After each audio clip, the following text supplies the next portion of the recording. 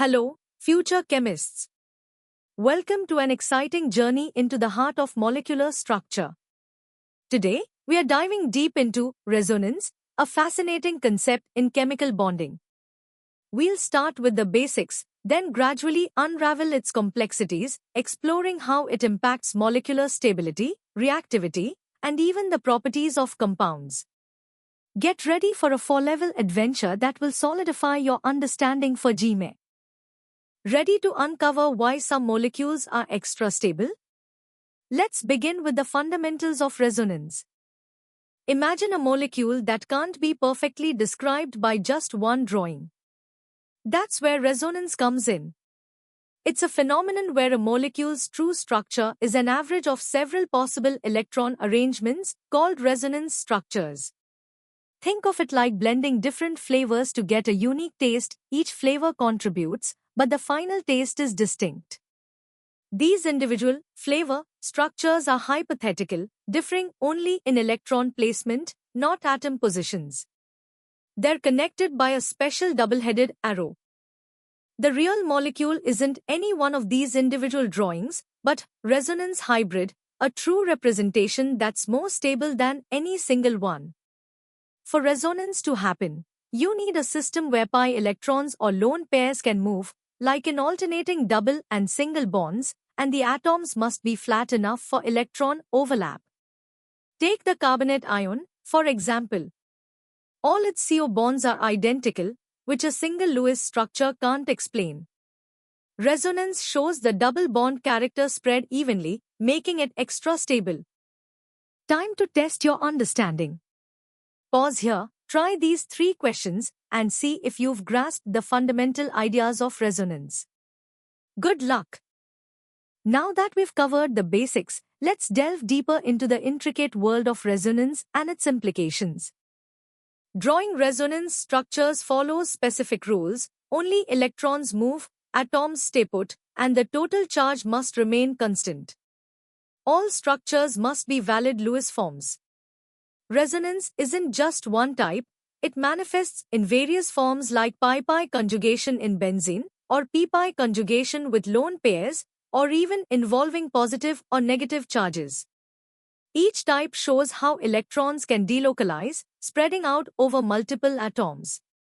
This electron sharing is key to understanding molecular behavior. A crucial concept is resonance energy, which is the extra stability a molecule gains from this electron delocalization. The higher this energy, the more stable the molecule. But not all resonance structures are equal contributors to this stability. Structures that obey the octet rule for all atoms have minimal charge separation and place negative charges on more electronegative atoms are considered more stable and contribute more to the overall hybrid. For instance, the allyl carbocation perfectly illustrates how a positive charge can be shared, enhancing its stability. The stability of a resonance structure is paramount. Think of it, a structure where all atoms have a complete octet is vastly preferred. If charges are unavoidable, keeping them separated as little as possible is best. Also, a negative charge is happier on an electronegative atom like oxygen, while a positive charge prefers a less electronegative one. The more covalent bonds a structure has, the more stable it generally is. These factors help us predict which canonical forms are the most significant contributors to the resonance hybrid, influencing electron distribution and reactivity. Alright, let's see how well you've absorbed these deeper concepts. Here are 5 practice questions for you. Take your time, apply the rules, and choose the best answers. Ready to connect resonance with broader chemical theories and its real-world impact? Let's go! It's vital to distinguish resonance from tautomerism. Resonance involves only electron movement, creating hypothetical structures of a single entity. Tautomerism, however, involves actual atom migration, usually hydrogen, resulting in distinct isomeric compounds in equilibrium. Also, resonance is the cornerstone of aromaticity, where cyclic delocalization of pi electrons, governed by Huckel's rule, grants exceptional stability to compounds like benzene. This isn't just an abstract concept, it dictates their unique chemical behavior. Resonance also provides a powerful tool for predicting bond characteristics. By averaging the bond orders across all resonance structures, we can calculate an effective bond order. For instance, in the formate ion, the CO bond order is 1.5, which perfectly explains why its bond length is intermediate between a single and a double bond. This quantitative aspect helps us understand why certain bonds are stronger or shorter than expected, a direct consequence of electron delocalization. The implications of resonance extend deeply into reaction mechanisms. It stabilizes crucial intermediates like carbocations and carbanions, influencing reaction pathways and rates. For example, in electrophilic aromatic substitution, resonance in the intermediate sigma complex dictates where new groups attach. Furthermore, resonance profoundly affects acidity and basicity. Carboxylic acids are stronger acids than alcohols because their conjugate base, the carboxylate ion, is resonance stabilized. This delocalization spreads out the negative charge, making the ion less reactive and more stable. Finally, for resonance to occur, atoms must be sp2 or sp hybridized, allowing unhybridized p orbitals to overlap effectively, maintaining molecular planarity. Now, it's time to tackle some challenging questions that require a deeper analytical approach. These 7 problems will test your ability to apply resonance concepts in various chemical contexts. Give them your best shot. You've made it to the ultimate challenge. Prepare to explore resonance at a competitive, G-level depth, connecting it to advanced theories and real-world applications.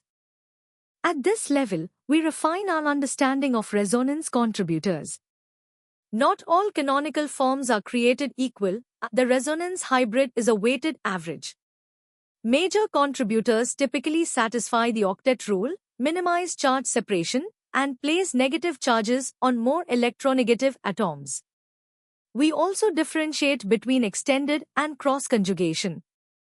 Extended conjugation provides continuous electron delocalization and significant stabilization, while cross-conjugation, where a pi system is connected to 2 others that aren't directly linked, often offers less overall stabilization due to competing pathways. This distinction helps us predict specific reactivity patterns.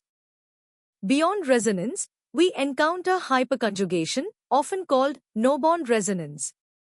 While resonance involves pi electrons and lone pairs, hyperconjugation involves the delocalization of sigma electrons from CH or C to C bonds into adjacent empty or partially filled p orbitals.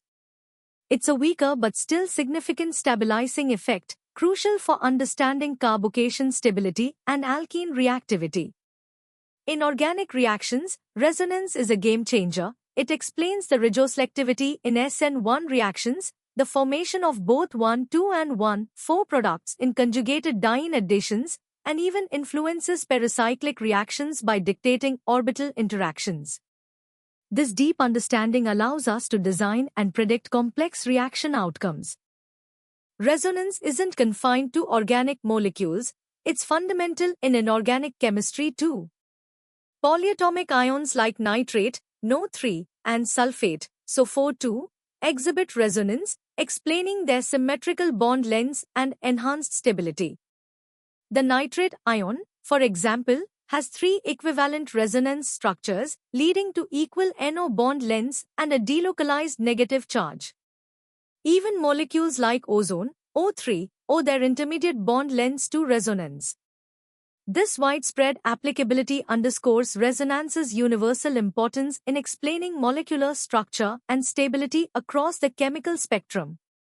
For example, in material science, understanding resonance helps predict properties like conductivity or color in conjugated polymers. Ultimately, resonance provides an invaluable framework for predicting a wide array of chemical properties.